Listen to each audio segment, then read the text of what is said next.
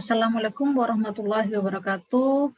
Selamat pagi dan salam sejahtera buat semuanya. Alhamdulillah pada kesempatan ini kita bisa bertemu kembali pada mata kuliah Teknik Penulisan Karya Ilmiah. Di mana pada pertemuan ini kita akan membahas bagaimana memanfaatkan pustaka dalam penulisan karya ilmiah. Baik, mungkin langsung saya share saja materinya.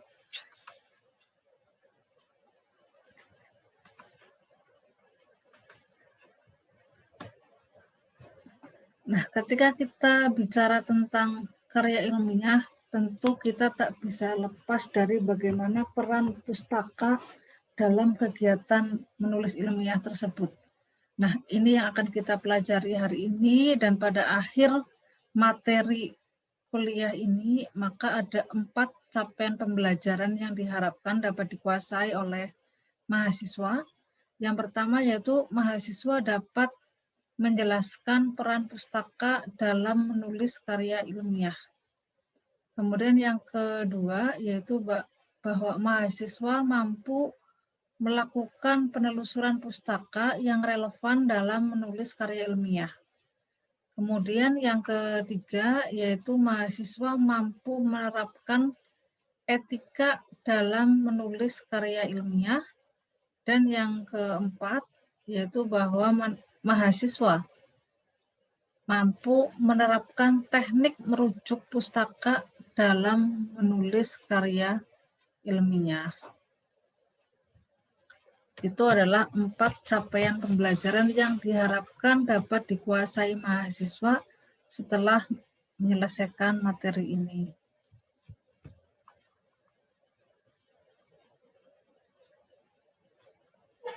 Nah, di sini ada 2 kegiatan belajar. Kegiatan belajar pertama adalah mengenai pengertian, peran, jenis, dan penelusuran pustaka.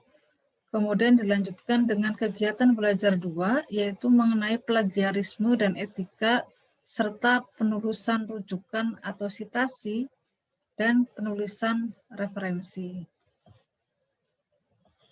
Kita akan mulai dengan kegiatan belajar pertama, yaitu mengenai peran, jenis, dan penelusuran pustaka.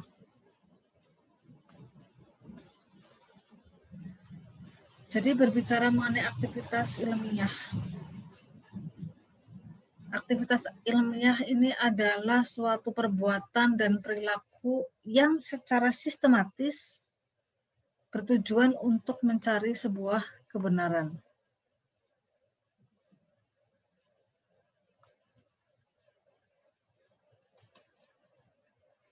Aktivitas ilmiah dapat disebut juga sebagai metode ilmiah. Metode ilmiah merupakan suatu cara seseorang untuk mendapatkan pengetahuan atau ilmu secara sistematis dan berurutan. Sistem yang rasional adalah cara yang meliputi segala macam kegiatan secara akal, acuan aktivitas, tingkah laku, serta cara formalitas untuk mendapatkan ilmu baru atau meningkatkan wawasan yang telah terpublikasi. Nah, kalau kita bisa lihat pada gambar 1, di situ tertulis we wrote this together, we share, we help each other, we had fun. Nah, gambar 1 ini kita bisa memahami bahwa kegiatan ilmiah merupakan suatu aktivitas menulis secara bersama-sama atau we wrote this together, sehingga dapat berbagi ilmu pengetahuan serta menolong satu sama lain dalam memecahkan berbagai masalah yang dihadapi disiplin ilmu yang bersangkutan, atau we share, we help each other, sehingga disiplin ilmu terbina dengan baik dan benar. We had fun and fun. Nah, kemudian gambar ini pada frame 2 secara lebih formal operasional menyatakan bahwa kegiatan ilmiah terbentuk dari interaksi antara observasi atau pencarian data faktual atau empiris, di mana secara formal dinyatakan dengan eksperimental design model atau model rancangan eksperimental dan penafsiran atas temuan data tersebut. Atau kita bisa bilang domain specific reasoning model atau model penalaran yang khas bidang kajian. Singkatnya, interaksi antara data dengan teori. Nah, dalam desain eksperimental atau di dunia data, kita merumuskan hasil pengamatan, mengumpulkan data, mendesain, dan melaksanakan percobaan atau observational assertion, data gather, design experiment, and perform experiment. Sementara itu, dalam model penalaran atau di dunia teori, kita mengumpulkan serta membuat rumusan dari interpretasi. Memadu berbagai rumusan, membuat prediksi, dan menyusun hipotesis. Seperti di gambar 2, penjelasan bisa lihat di situ. Kemudian pada gambar 3, ya, menyatakan interaksi antara data dan teori secara umum yang meliputi kegiatan penelitian eksperimental dan kegiatan ilmiah non-penelitian. Gambar tersebut menyatakan bahwa kegiatan ilmiah adalah arena untuk menguji gagasan atau testing ideas lewat eksplorasi dan temuan, exploration and discovery. Itu pada bagian paling atas. Dalam batas-batas etika suatu komunitas keilmuan atau community outcome dan tata kerja atau tradisi tertentu sehingga disiplin ilmu diwariskan secara terbina dari satu generasi ke generasi ilmuwan berikutnya seperti digambarkan pada gambar 4. Dengan demikian bisa disimpulkan bahwa sebuah aktivitas ilmiah adalah perbuatan manusia yang berupa usaha terus-menerus dalam memahami kehidupan melalui pemikiran dan penalaran yang logis dan ilmiah. Peneliti lain menyebutkan bahwa pengetahuan ilmiah atau scientific knowledge yaitu salah satu wawasan yang memakai cara tertentu yang biasa disebut sebagai metode ilmiah. Nah, hal tersebut membuktikan bahwa ilmu pengetahuan membutuhkan hal-hal yang bersifat logis dan rasional. Dalam aktivitas ilmiah, manusia mempunyai tujuan dalam pencapaian sebuah ilmu. Dan dengan adanya aktivitas ilmiah tersebut, diharapkan menghasilkan sebuah ilmu yang benar-benar dibutuhkan dan melalui proses penelitian yang maksimal. Jadi aktivitas ilmiah adalah sarana bagi seorang ilmuwan untuk mencari kebenaran atas sesuatu. Kurang lebih seperti itu.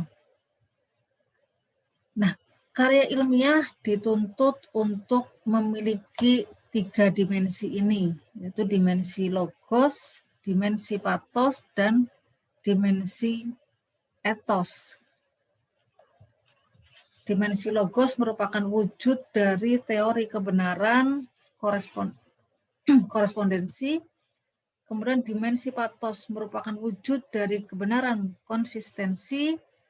Sedangkan dimensi ethos merupakan wujud dari kebenaran pragmatis.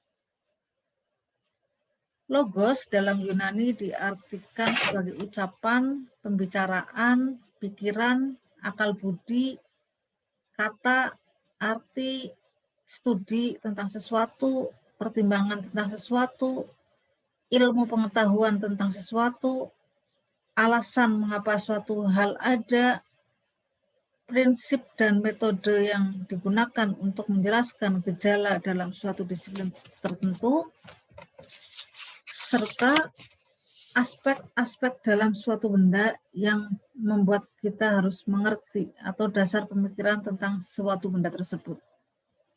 Jadi di sini dari beberapa pengertian tadi bisa ditarik kesimpulan bahwa logos itu adalah sesuatu yang berhubungan dengan argumen yang logis atau menggunakan logika, yaitu argumentasi atau alasan yang berbobot dan bisa diterima oleh pihak lain. Dimensi logos dari karya ilmiah terutama merupakan wujud dari teori kebenaran korespondensi yang menyatakan adanya relasi satu-satu antara pernyataan dan pernyataan. Artinya, untuk tiap pernyataan pasti ada data atau pengamatan objektifnya. argumentasi tersebut harus didukung oleh rujukan yang tepat dan kuat. Mengenai teori kebenaran korespondensi, rumusnya sebenarnya bermula dari Aristoteles ya. Semuanya, kita semua pasti tahu siapa Aristoteles.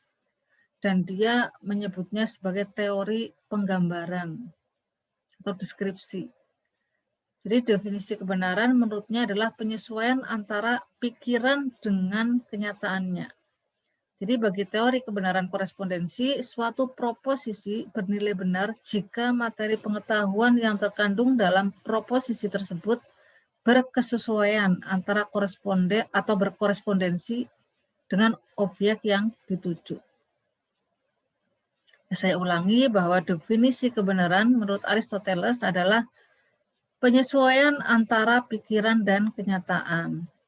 Jadi bagi teori kebenaran korespondensi, suatu proposisi bernilai benar jika materi pengetahuan yang terkandung dalam proposisi tersebut berkesesuaian atau koresponden dengan objek yang dituju. Dalam teori kebenaran, hal ini dikenal dengan proposisi dan kenyataan.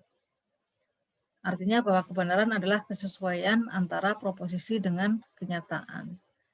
Berikutnya adalah dimensi patos, di mana ini merupakan wujud teori kebenaran konsistensi atau koherensi, yang menyatakan bahwa antara satu pernyataan dengan pernyataan lain itu harus konsisten atau padu, tidak saling melemahkan dan atau meniadakan.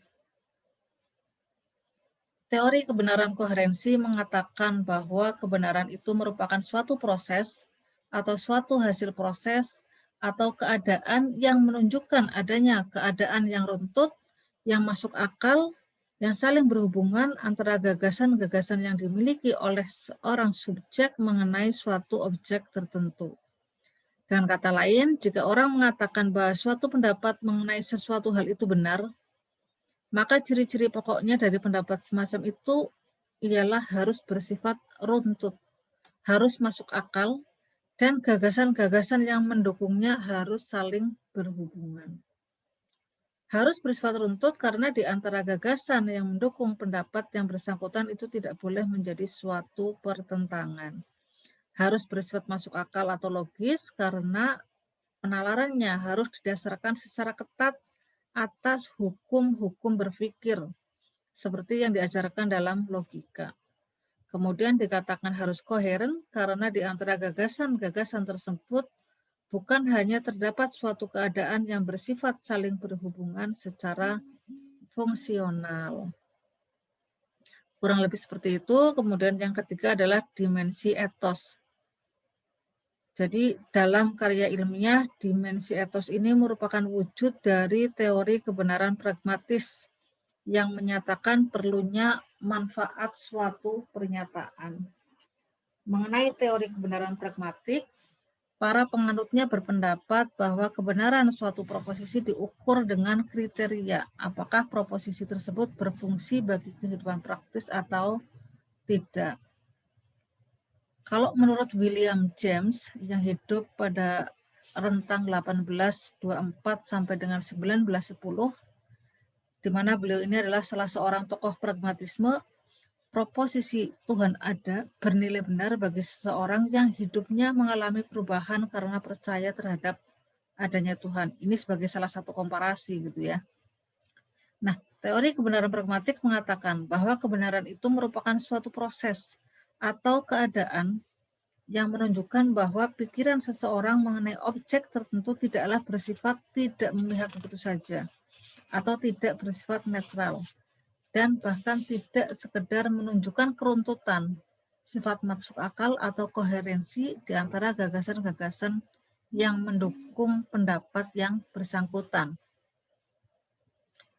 Tetapi pikiran tersebut haruslah dalam babak terakhir dan dalam kenyataannya dapat menghasilkan manfaat bagi manusia. Nah, ini harus menghasilkan manfaat bagi manusia dalam menyelesaikan masalah-masalah hidupnya. Ilmuwan lain, Peirce, yang hidup di antara 1839 sampai dengan 1919, dalam kaitannya dengan teori kebenaran pragmatik ini menyatakan bahwa yang penting adalah pengaruh sebuah ide dalam rencana tindakan, bukan apa itu ide pada hakikatnya. Jadi nilai suatu pengertian itu tergantung pada peranannya yang nyata dalam masyarakat. Pengetahuan adalah benar jika dapat membuktikan manfaatnya kepada masyarakat. Kurang lebih seperti itu intinya. Ya, jadi pengetahuan adalah benar jika memang dapat memberikan kemanfaatan bagi masyarakat. Ini adalah kebenaran pragmatis. Ya. Berikutnya, kebenaran teori pragmatis ini kemudian dikembangkan oleh banyak ahli yang sebagian besar berkebangsaan Amerika.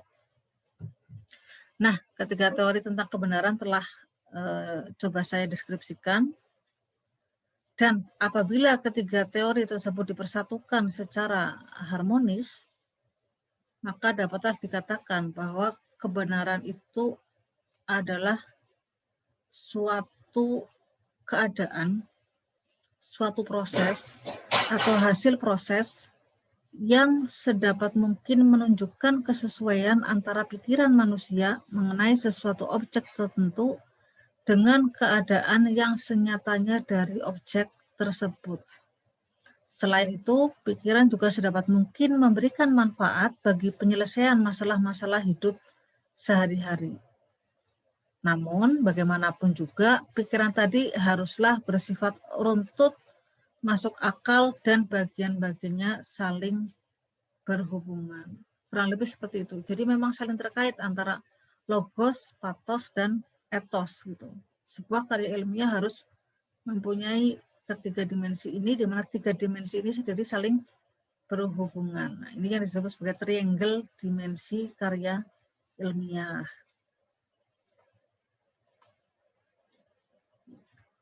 Nah, seperti yang saya sampaikan di awal bahwa ketika kita menulis sebuah karya ilmiah, kita tidak bisa lepas dari yang namanya pustaka. Kita harus melakukan kajian pustaka seperti yang sudah panjenengan lakukan minggu lalu ya sebagai tugas 1. Jadi dalam penelitian biasanya kita akan diawali dengan adanya ide-ide atau gagasan dan konsep yang dihubungkan satu sama lain melalui hipotesis tentang hubungan yang diharapkan. Ya, misalnya hubungan antara strategi pembelajaran, project based learning dengan kemampuan analisis siswa misalnya. Nah, idenya atau gagasannya atau hipotesisnya ada hubungan antara itu. Misalnya dengan penerapan strategi pembelajaran project based learning akan meningkatkan kemampuan analisis siswa. Nah, ini hipotesisnya seperti itu, ada hubungan yang diharapkan. Nah, ide dan konsep tadi itu yang akan dilakukan untuk penelitian itu dapat bersumber dari gagasan kita sendiri, gagasan peneliti sendiri, dan dapat juga bersumber dari sejumlah kumpulan pengetahuan hasil kerja sebelumnya yang kita kenal juga sebagai literatur atau pustaka. Jadi orang lain yang mungkin melakukan penelitian itu, beberapa artikel kita baca, oh ternyata ada hubungan ya. Ketika kita membaca, mungkin itu mampu meningkatkan kemampuan pemahaman siswa pada pelajaran matematika, pada pelajaran IPA. Akhirnya kita mungkin punya asumsi bahwa itu pun mungkin punya pengaruh terhadap pembelajaran IPS, katakanlah seperti itu. Jadi idenya itu muncul dari apa yang kita baca dulu sebelumnya. Nah, itu artinya apa yang kita baca itu namanya bahan pustaka ya, atau literatur gitu ya, yang kita sebut artikel-artikel yang kita baca atau buku-buku yang kita baca itu namanya literatur atau bahan pustaka. Nah, literatur ini kemudian kita jadikan sebagai referensi atau landasan teoritis dalam penelitian. Jadi kajian pustaka ini menjelaskan laporan tentang apa yang telah ditemukan oleh peneliti lain atau membahas masalah penelitian gitu ya. Kajian penting yang berkaitan dengan masalah biasanya dibahas sebagai subtopik yang lebih rinci agar lebih mudah dibaca. Sedangkan bagian yang kurang penting biasanya akan dibahas secara singkat saja.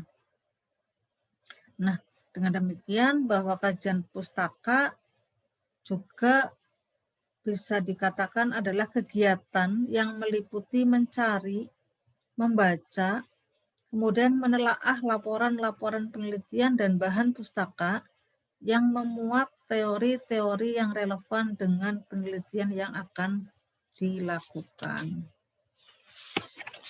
Kajian pustaka dalam suatu penelitian ilmiah ini merupakan satu bagian penting dari keseluruhan langkah-langkah metode penelitian. Hooper mengatakan bahwa kajian pustaka memiliki beberapa tujuan, diantaranya menginformasikan kepada pembaca hasil-hasil penelitian lain yang berkaitan erat dengan penelitian yang akan kita lakukan atau kita lakukan saat ini. Kemudian menghubungkan penelitian dengan literatur-literatur yang ada dan mengisi celah-celah dalam penelitian-penelitian sebelumnya. Kurang lebih seperti itu. Kemudian, nah ini, apa peran pustaka ya, bagi tulisan kita? Jadi setiap kegiatan penelitian tentu memerlukan pustaka sebagai penunjang penelitiannya atau merupakan tahap awal dalam melakukan penelitian untuk dapat mengetahui state of the art, ya, kondisi terkini lah kurang lebih seperti itu dari kegiatan yang akan diteliti dan mengurangi adanya duplikasi penelitian. Di sini bisa dibilang juga bahwa pustaka ini berperan sebagai indera penglihatan seperti itu.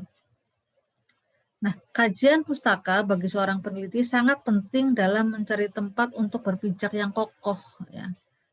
Jadi tempat berpijak yang kokoh sehingga acuan-acuan yang akan digunakan dalam penelitian sesuai dengan bidang yang hendak dikaji. Itu menjadi acuan buat kita. Ketika kita menyatakan ini, statement ini, maka literatur yang kita baca akan memperkuat apa yang menjadi statement kita seperti itu. Jadi kajian pustaka di samping membekali peneliti dengan landasan yang diinginkan, juga mencerminkan kedalaman teori yang terlibat dalam penelitian. Jadi kedudukan kajian pustaka dalam penelitian menempati peranan yang strategis karena dia merefleksikan kadar keilmiahan suatu penelitian. Di samping itu, berfungsi juga memberikan landasan teoritis tentang mengapa penelitian tersebut perlu dilakukan dalam kaitannya dengan kerangka pengetahuan. Nah, kajian pustaka ini akan memuat berbagai sumber yang diacu dan telah disajikan secara komprehensif, serta membahas kesimpulan-kesimpulannya untuk selanjutnya dengan uraian kita sendiri akan sampai pada kesimpulan berdasarkan hasil-hasil penelitian orang lain. Dengan demikian, dalam sajian pustaka, seorang peneliti bukan sekedar menjadi compiler atau mengcompile saja, menggabung-gabungkan saja, tidak. Tapi ia harus bertindak sebagai analytical and critical thinker. Sehingga dia akan mampu melebur, menyatukan, dan mensintesis berbagai konsep dalam acuan tersebut untuk diramu dengan analisis data menjadi suatu teori atau pendapat yang partly modified atau fully modified. Jadi yang dimodifikasi sebagian atau bahkan total gitu ya. Tentu berdasarkan dari apa yang menjadi acuan kita. Nah, mengingat koleksi pustaka ini terus bertambah jumlahnya dan juga bentuknya, ada yang berbentuk buku, jurnal, proceeding, paten, dan sebagainya, sehingga tentu perlu bagi kita untuk memiliki kemampuan melakukan penelusuran pustaka dengan cepat, baik secara manual ataupun komputerisasi seperti itu. Nah, penelusuran pustaka ini merupakan suatu kegiatan untuk menemukan kembali semua kepustakaan yang pernah terbit atau pernah ada. Nah, untuk mendapatkan kembali informasi ini, maka diperlukan teknik-teknik tertentu. Di antaranya yang kita kenal ada snowball system dan cara sistematis. Di mana kedua cara ini dalam pelaksanaannya dapat dilakukan secara manual maupun komputerisasi. Secara manual dilakukan dengan menggunakan bahan cetakan sebagai sarana temu kembali informasi seperti berupa katalog dan jurnal abstrak yang dicetak. Sedangkan cara komputerisasi menggunakan tempat penyimpanan data elektronik ya seperti hard disk, optical disk, pita magnetik dan sebagainya. Nah, proses penelusuran pustaka ini tentu memerlukan teknik pencarian sesuai dengan sarana yang digunakan. Lalu, apa manfaatnya mengkaji pustaka ini? Kita bisa lihat di tabel ini bahwa mengkaji pustaka akan memberikan Anda informasi tentang latar belakang topik gitu ya, atau permasalahan dan solusi dari karya ilmiah yang akan kita tulis. Jadi mengapa project based learning ini penting untuk diterapkan bagi siswa SD. Nah, ini kita sudah punya hipotesis dulu, kita sudah punya landasan dulu gitu, bahwa dari literatur yang kita baca bahwa project based ini penting untuk mengasah kemampuan berpikir anak, misalnya seperti itu. Kemudian ini juga akan membekali kita dan membuat kita kritis terhadap pengetahuan dan keahlian, baik berupa data, fakta, konsep, prinsip, dan teori ataupun hasil penelitian dalam topik yang akan kita tulis. Jadi kita udah punya pengetahuan awal dulu, nggak benar-benar kosong gitu ya. Kalau seperti itu biasanya tulisan kita akan lebih berisi, padat, dan berkualitas. Kemudian mengkaji pustaka juga akan mendukung gagasan serta argumen kita. Jadi pustaka bisa kita jadikan sebagai bahan verifikasi atau pembuktian dan analisa, pemeriksaan, kemudian penguraian, pembuktian dari apa yang menjadi gagasan kita. Oh ini loh, penulis A juga menyatakan hal yang sama, penulis B, penulis C, artikel A, artikel B, artikel C juga punya pendapat yang sama ketika misalnya project based learning ini diterapkan bagi beberapa mata pelajaran, ternyata semuanya sama gitu. Nah, itu akan memperkuat gagasan atau argumen kita gitu. Kemudian juga dengan mengkaji pustaka akan membantu menemukan kesenjangan dalam topik yang perlu dibahas.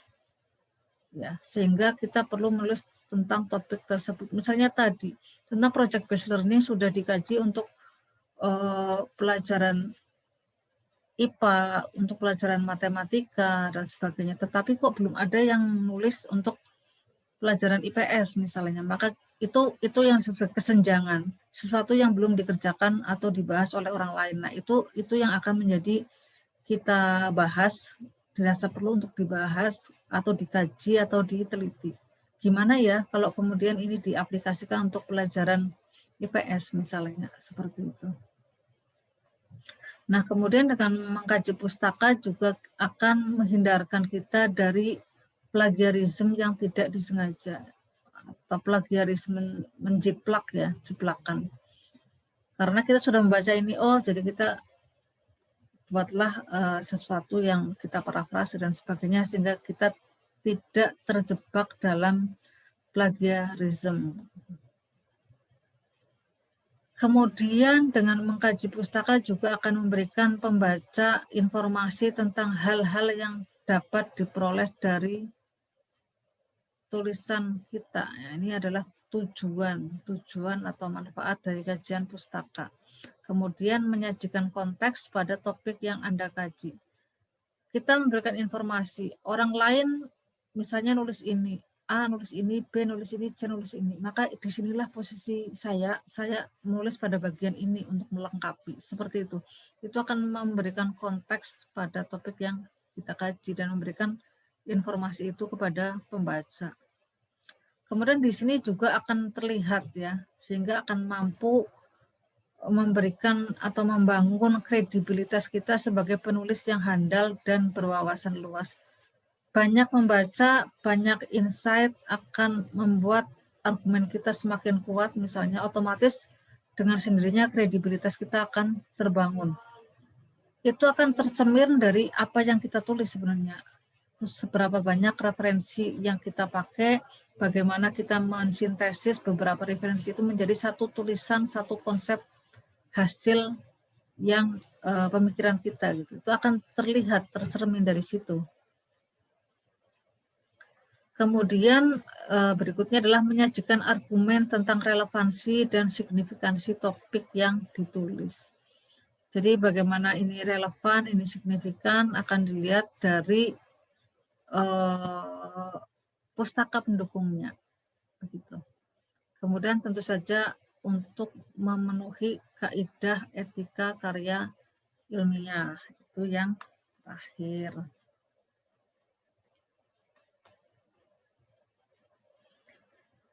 Nah, di sini terkait dengan kepustakaan, ya, makna operasional pustaka. Jadi ada 3 di sini yang saya sampaikan, ada daftar pustaka, ada bibliografi, ada kepustakaan. 3 istilah ini sangat terkait dengan istilah pustaka, gitu ya. Nah, biar tidak rancu, maka di sini saya sampaikan, ya, sehingga bisa dipahami masing-masingnya. Jadi daftar pustaka ini merupakan daftar yang berisi semua buku atau tulisan ilmiah yang menjadi rujukan dalam melakukan penelitian. Maksudnya begini, jika kita ingin menulis karya ilmiah yang bisa berupa artikel, makalah, atau presentasi, maka kita harus membuat daftar pustaka, atau mudahnya kita harus mencantumkan sumber rujukan dari tulisan kita. Jika membuat tulisan ilmiah tapi sumber rujukannya atau daftar pustakanya salah atau bahkan tidak ada, maka tulisan ilmiah tersebut bukan lagi menjadi tulisan ilmiah, tetapi kita bisa bilang itu adalah hoax, gitu ya. Nah, daftar pustaka ini biasanya ada di bagian paling akhir dari sebuah karya ilmiah. Bagian paling akhir yang berupa daftar itu. Kemudian bibliografi. Bibliografi adalah daftar pustaka yang mencakup isi dan deskripsi sebuah buku, di mana hal ini meliputi judul, pengarang, edisi, cetakan, kota penerbit, nama penerbit, tahun terbit, dan jumlah halaman. Ya. Jadi ini, bibliografi adalah daftar pustaka yang mencakup hal-hal tersebut. Bibliografi sendiri berasal dari bahasa Yunani, yaitu biblion, yang berarti buku, dan graphein yang berarti menulis. Nah, sedangkan bibliografi secara harfiah berarti penulisan buku. Dalam hal ini, bibliografi berarti kegiatan membuat deskripsi secara tertulis yang disusun secara sistematik berupa daftar menurut aturan yang dikehendaki. Berikutnya adalah kepustakaan. Jadi kalau menurut Kamus Besar Bahasa Indonesia, kepustakaan adalah semua buku, karangan, dan tulisan mengenai suatu bidang ilmu, topik, gejala, atau kejadian. Jadi dari pengertian itu bisa dikembangkan lagi bahwa kepustakaan adalah daftar pustaka yang mencakup isi dan deskripsi sebuah buku. Hal tersebut meliputi judul, pengarang, edisi, dan seterusnya. Jadi sama ya bibliografi, ya. Kurang lebih seperti itu. Jadi bisa dipahami sampai sini, mudah-mudahan. Kita lanjut ke ragam pustaka atau kepustakaan. Jadi ada banyak pustaka ini. Ada yang berupa ensiklopedia, kemudian ada yang berupa kamus, ada yang berupa kompilasi fakta dan data pemerintah, ada yang berupa bibliografi, dan ada yang berupa periodicals. Nah, kalau ensiklopedia, seperti yang sudah kita bahas sebelumnya, tapi nggak apa-apa saya sampaikan lagi biar ingat gitu ya. Jadi ensiklopedia ini adalah tersusun atas kumpulan artikel yang disusun secara alfabetis. Nah, ensiklopedia ini terbagi menjadi ensiklopedia umum dan ensiklopedia khusus. Ensiklopedia umum memberikan berbagai ulasan memadai tentang hal-hal yang bersifat umum yang berkaitan dengan suatu objek tertentu. Contohnya Ensiklopedia Americana, Ensiklopedia Britannica, New Columbia Encyclopedia. Nah, sementara ensiklopedia khusus berisi informasi yang mendalam mengenai bidang-bidang tertentu yang lebih spesifik. Misalnya, Encyclopedia of Chemical Technology, McGraw-Hill Encyclopedia of Science and Technology. Jadi lebih spesifik seperti itu. Kemudian yang kedua, kamus. Kamus adalah buku acuan yang memuat kata dan ungkapan dan biasanya disusun menurut abjad berikut keterangan tentang makna, pemakaian, dan atau terjemahannya.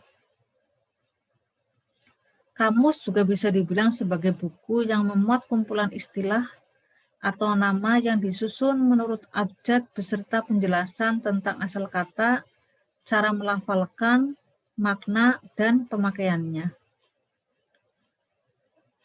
Nah, selain kamus bahasa, terdapat juga ada kamus bidang ilmu, gitu ya. Kamus bidang ilmu tentu, yang pada umumnya berisi uraian tentang definisi atau istilah yang spesifik untuk bidang-bidang tertentu, subjek atau topik pada bidang-bidang yang lebih khusus seperti bidang pendidikan, seni, teknologi, budaya, sejarah, dan psikologi. Misalnya adalah Encyclopedia of Dictionary of Economic and Business, Encyclopedia of Chemistry, dan sebagainya. Kemudian yang ketiga, kompilasi fakta dan data statistik ya, terbitan pemerintah dan bisa jadi juga lembaga swasta. Jadi pada umumnya bagian ini berisi sekumpulan laporan tentang kejadian-kejadian penting yang pernah ada, disertai dengan nama, tanggal, dan tempat kejadian, termasuk laporan dari Biro Pusat Statistik atau BPS.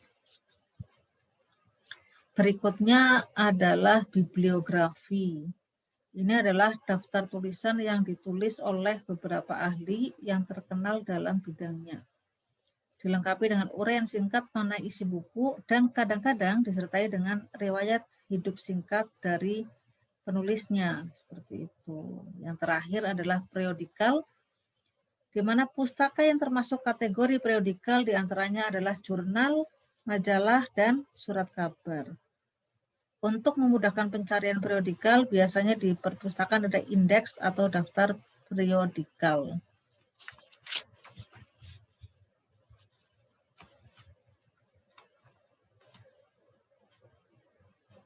Nah, lanjut ke jenis-jenis pustaka pada masyarakat modern. Jadi keberadaan perpustakaan pada suatu masyarakat modern ini sangat penting karena kebutuhan yang tinggi pada masyarakat akan informasi yang dapat mendukung segala aktivitas pendidikan, penelitian, dan perkembangan kebudayaan, ekonomi, dan sosial. Sejalan dengan itu, adanya perkembangan teknologi informasi dan komunikasi yang berlangsung dengan cepat dan penerapannya itu menyebar hampir di semua bidang kehidupan manusia juga akan berpengaruh terhadap dunia kerja juga. Nah, pemanfaatan teknologi informasi yang benar dan tepat ini akan menjadikan sarana untuk meningkatkan kualitas layanan dan operasional dari perpustakaan yang akan membawa perubahan besar dalam bidang perpustakaan tentunya. Nah, perkembangan dari penerapan teknologi ini dapat kita lihat dari perkembangan adanya perpustakaan, di mana pada masa lalu kita hanya mengenal perpustakaan yang bersifat manual, kemudian kita mengenal perpustakaan yang terotomatisasi, dan yang terakhir adalah perpustakaan digital atau virtual library gitu ya. Ada manual, ada terotomasi, ada digital atau maya gitu ya. Kurang lebih seperti itu. Nah, ini adalah perpustakaan manual. Jadi perpustakaan manual ini mencakup suatu ruangan, bagian dari gedung atau bangunan, atau gedung tersendiri yang berisi buku-buku koleksi yang diatur dan disusun sedemikian rupa, sehingga mudah untuk dicari dan dipergunakan apabila sewaktu-waktu diperlukan oleh pembaca. Di sini perpustakaan fisik membutuhkan banyak tempat untuk menampung semua koleksi yang dimiliki oleh perpustakaan tersebut. Juga membutuhkan biaya untuk perawatan koleksi yang dimiliki, dan ini biasanya relatif mahal. Nah, ciri-ciri perpustakaan fisik ini diantaranya adalah bahwa untuk mencari buku yang diinginkan, biasanya kita harus mendatangi lokasi perpustakaan. Kemudian kita juga harus mencari buku yang diinginkan melalui katalog, gitu ya. Kemudian ke rak buku yang dituju. Gitu. Kemudian apabila ingin meminjam buku, maka harus melalui prosedur peminjaman. Berikutnya, apabila buku yang kita pinjam itu hilang atau rusak, kita juga harus mengganti buku tersebut. Di sini sumber perpustakaan fisik biasanya berupa bahan pustaka tercetak yang berasal dari penerbit. Itu adalah perpustakaan manual. Kemudian perpustakaan terotomatisasi.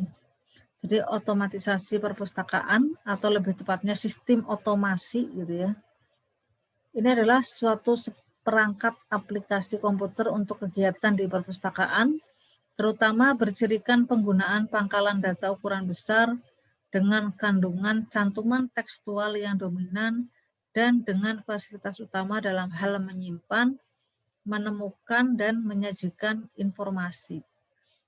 Otomatisasi atau otomasi perpustakaan ini meliputi kegiatan pengadaan, pengolahan, sirkulasi, penelusuran bahan pustaka, manajemen anggota, dan juga sirkulasi. Gitu ya.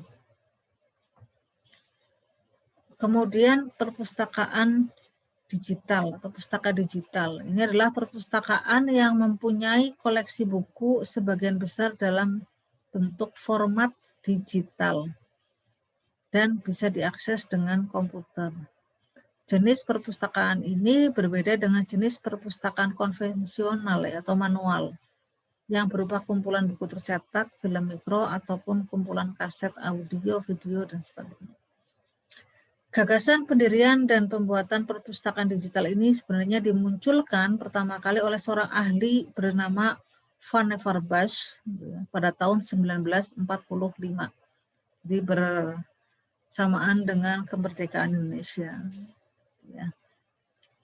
Beberapa puluh tahun sesudah itu, kurang lebih di tahun 1980, kemudian fungsi utama dari perpustakaan mulai diotomasi dengan teknologi yang lebih modern, yaitu komputer. Namun pada saat itu tentu saja hanya lembaga dan instansi besar saja yang mampu menyediakan fasilitas tersebut. Kemudian berikutnya pada sekitar tahun 1990 ya, atau 10 tahun kemudian, penerapan pengelolaan perpustakaan modern ini semakin berkembang dan dikenal oleh masyarakat seluruh dunia termasuk Indonesia. Pada masa sekarang, masyarakat tanah air sudah bisa mengakses semua koleksi milik perpustakaan secara lebih mudah, khususnya baik kaum akademisi seperti kita. Nah, Lembaga Perpustakaan Nasional Indonesia juga telah mengembangkan perpustakaan dalam bentuk digital dengan berbagai koleksi yang bisa diakses oleh semua lapisan masyarakat melalui teknologi internet ya di http e-resources.perpusnas.go.id, di mana semua koleksinya dapat dibuka tanpa perlu mengeluarkan biaya alias gratis. Tapi tentu saja sebelumnya kita harus memakai atau mendaftarkan diri menjadi anggotanya.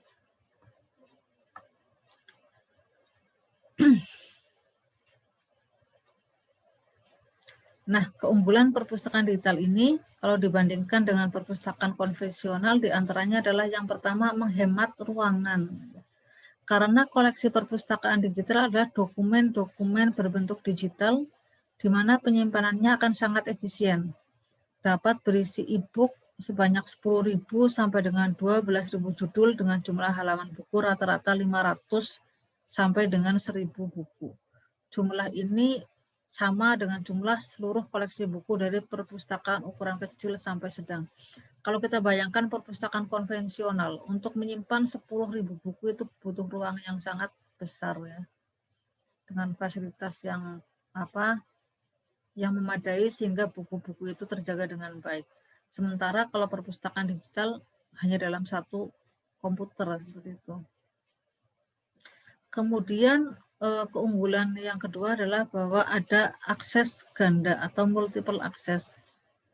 di mana ini menjadi kekurangan dari perpustakaan konvensional. Ya, kalau perpustakaan konvensional, aksesnya bersifat tunggal. Jadi pada saat buku A saya mau pinjam, tapi ternyata sudah dipinjam orang lain gitu ya, kita nggak bisa pinjam, kita nggak bisa baca. Tapi kalau koleksi digital tidak seperti itu. Setiap pemakai dapat secara bersamaan menggunakan sebuah koleksi buku digital yang sama, baik untuk dibaca. Karena soft copy bentuknya gitu ya, bisa diakses oleh berapapun banyaknya orang, bahkan 1000 orang bisa mengakses pada waktu yang bersamaan. Ini tentu menjadi keunggulan yang luar biasa dari perpustakaan digital. Kemudian juga tidak perlu untuk membangun ruang dan waktu. Perpustakaan digital ini dapat diakses dari mana saja dan kapan saja, buka 24 jam ya. Beda dengan perpustakaan konvensional.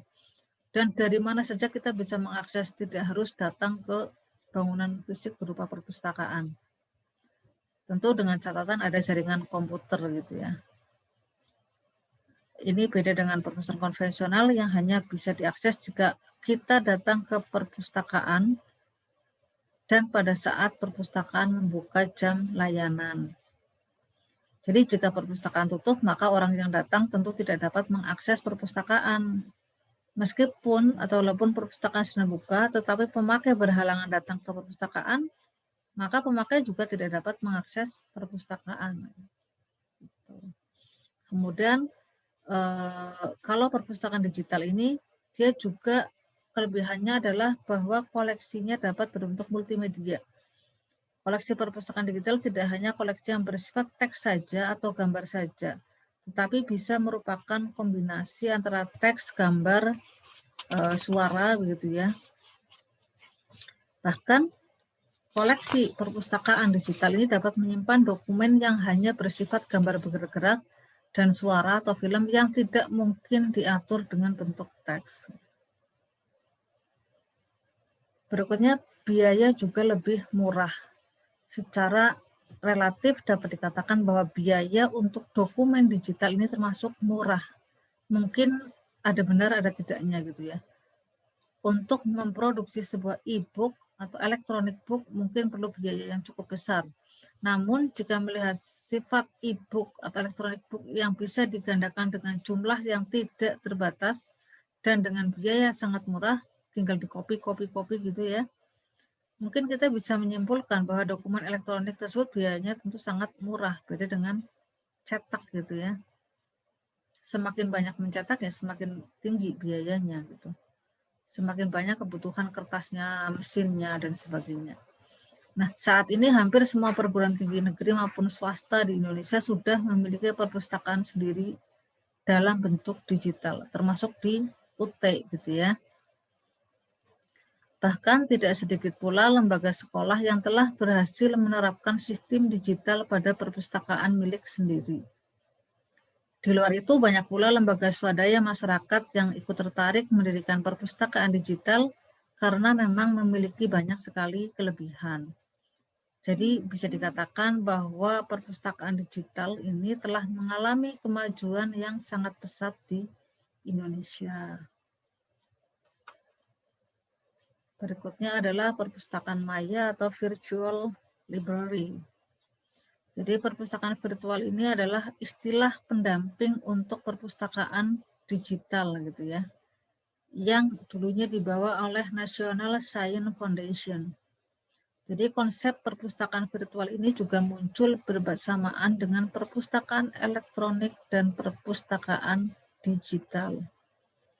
Kemunculannya barangkali karena semua pengguna informasi melalui jaringan di desktop yang cukup praktis tanpa adanya fisik buku di rak. Jadi perpustakaan virtual dapat didefinisikan secara sederhana sebagai perpustakaan digital berbasis internet atau perpustakaan tanpa dinding. Ya. Jadi konsep perpustakaan virtual adalah bahwa setiap orang yang memiliki komputer dan koneksi ke jaringan perpustakaan itu dapat mengakses tidak hanya sumber daya perpustakaan itu, namun juga beragam informasi yang tersedia melalui jaringan nasional dan internasional seperti internet dan intranet tanpa harus hadir secara fisik di perpustakaan.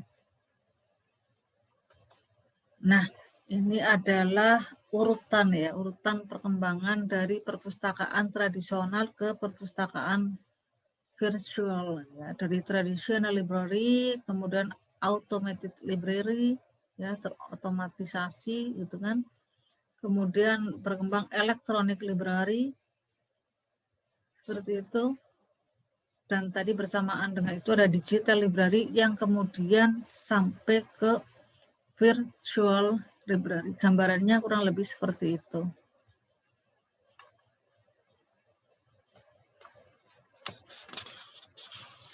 Nah, dalam pelayanannya secara umum alur pelayanan perpustakaan itu seperti ini ya. Jadi pemustaka atau kita mendatangi petugas, mencatat, kemudian menelusur, kemudian tinggal ke yang tercetak atau online pustaka yang dibutuhkan. Kalau tercetak baca doang atau kemudian pinjam, selesai. Sedangkan kalau yang online itu baca atau kemudian unduh. Setelah unduh kemudian simpan data, selesai. Ini kurang lebih gambarannya seperti itu.